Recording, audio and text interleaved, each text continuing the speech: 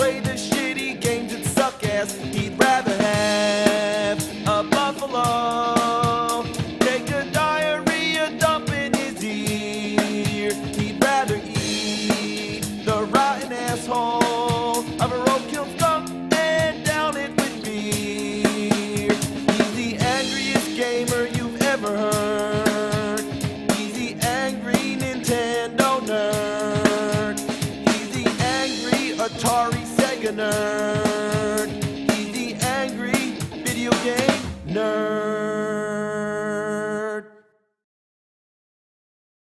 I've done that one. Let's see. Shitty. I've done that one too. Shitty games. This one looks pretty shitty.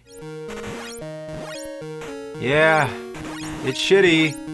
Just flying around shooting frogs and bubbles in space. Oh, that's not enough material to work with. I'm moving on. Here's one. Yay, this sucks. Kid Nicky's jumping around like he's on the moon. It's ass. Nah.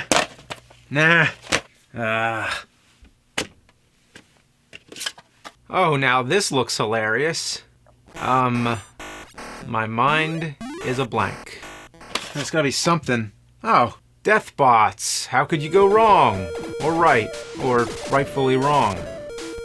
Shooting robots. Okay.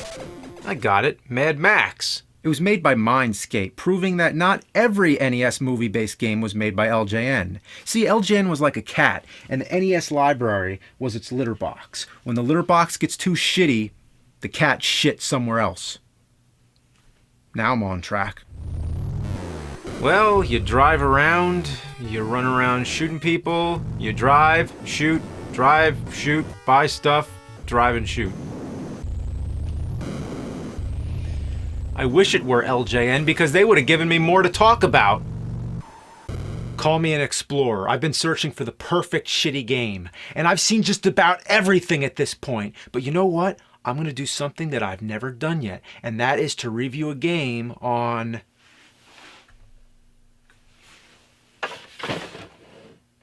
the TurboGrafx 16. Holy shit. The TurboGrafx 16 was developed by Hudson Soft and NEC. Its original name in Japan was the PC Engine, which sounds like a computer on a train. No wonder they changed it.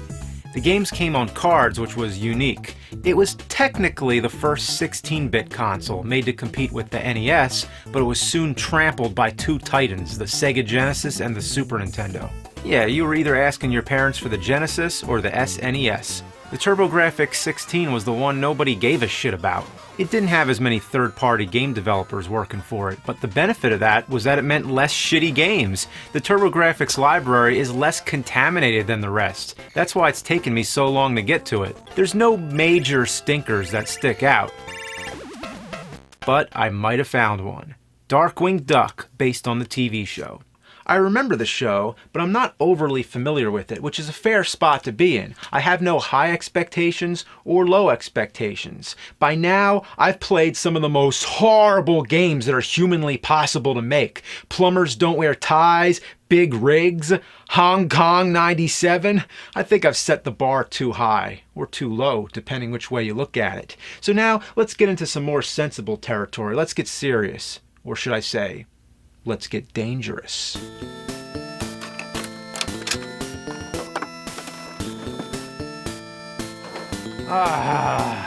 Fuck. You son of a bitch. You piece of dog shit.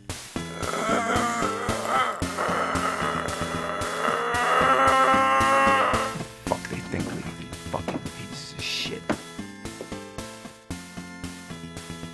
It begins with a stage selection screen. You move a magnifying glass over a photograph of the villains. By selecting a villain, you load their stage. That's pretty unique, I have to say.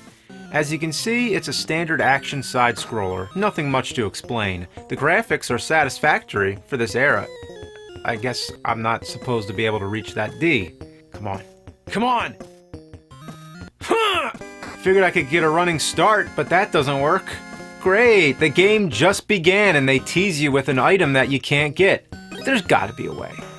Oh, I see, you bounce on the skateboarding penguins' heads. How could I be so casual when I say skateboarding penguins? Wait.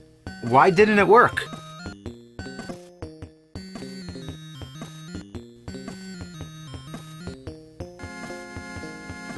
What, was it a fluke the first time? Oh, maybe I bounce on this thing? Nope. It's not like I have to get the D. I don't even know what it does, but it pisses me off. I feel like an ass. I can't let that go. I feel like I've been fooled. It's like a test from the game programmers, a challenge. Like, you put that D there, and I'm gonna figure out how you intend I get to it. I believe this is possible.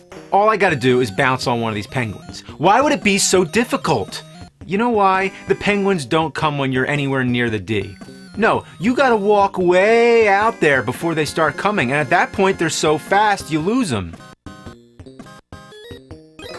Ah, I'll stun them with my gun, then bounce off them. I just gotta get one of them over to the D. Fuck. I give up. There's a whole game ahead of me. Fuck the D. The D can suck my dick. I have to mention, the controls are very delayed. You'd never know just by looking at it. No, you'd have to play it for yourself. Or, how about listen to me hit the button? You hear that? That's how delayed it is. Okay, here's Tuscarnini. Immune to gunfire, apparently. I suppose I have to jump on him or over him. And that's so convenient when you're going uphill. No! Oh, I have an idea. Nope. Gotta admit, it was a pretty smart idea. I accept that I have to take a hit. Can I just get past him? Whew, thank God. Oh, no! I've been playing on normal mode. I'm changing it to easy. Huh, easy and normal. Should be called hard and fucking bullshit. Is this guy gonna die or what?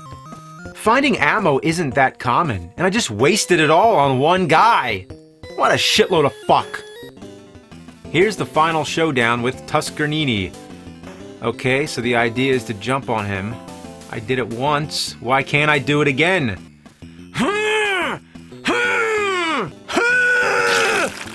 Oh, sorry, I shit myself. How did the bags hit me? I was standing perfectly in between them. The hit detection in this game seems to be spontaneous. I can usually adapt to crap, but this game is a rare breed where I legitimately can't figure out what I'm doing wrong. It's a type of game designed to make it appear that you're playing real poorly, to make you question, is it really you? But it's the delayed controls and strange hit detection.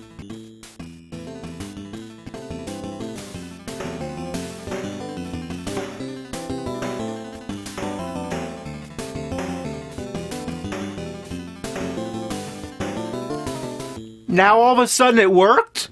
Nothing has any rhyme or reason. Things go on diagonal slants so you can't tell what part you're allowed to jump on. Hazardous objects still harm you even when you clearly jump over them, as if there's some kind of invisible electric barrier around them. Don't you think there'd be a reason why the window is broken? Doesn't it look like I can hop down there? How about hanging on the power lines? Darkwing is actually reaching up as if he could grab on, but it never happens. It messes with your mind. It's a psychological sucker front, a facade. It's the equivalent of an open door that you can't go in. Another brain teaser they throw at you is this puzzle. As you progress in the game, you get more pieces of the puzzle to work with. The annoying part is that they put two characters behind the puzzle, so sometimes I can't tell if I'm looking at the puzzle or at a piece of the background. Just have a flat color! Jeez, is it fucking rocket science? Oh, look at all those goodies up there. Jump on the bat. Jump on the bat! I give up. What a kick in the ass. What kind of game is this where you could sometimes jump on things and other times can't? So much shit coming at me! So much shit!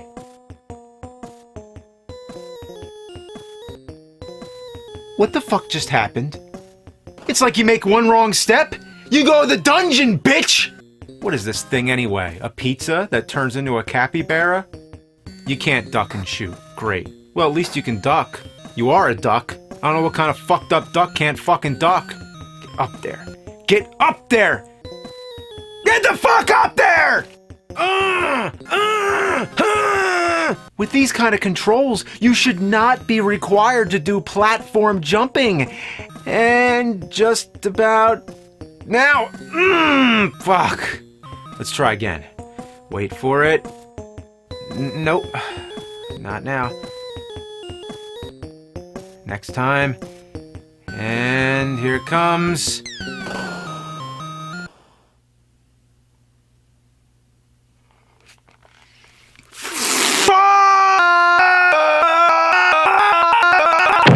If you stand still for too long, a safe drops on you. Like the game is saying, fuck you! Might as well just be a giant middle finger, and it should be the only part of the game in 3D. Put on your 3D glasses, get ready, set, fuck you, kids!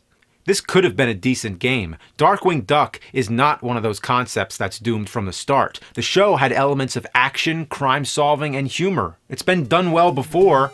There's an NES version which was basically like Mega Man but with a duck. It was made by Capcom, who of course made the Mega Man games, and DuckTales.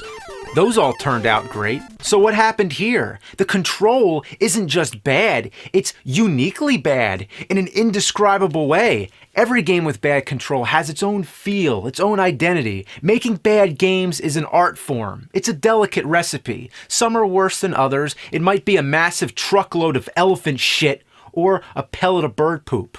To explain exactly how bad it is, I've invented the shit scale.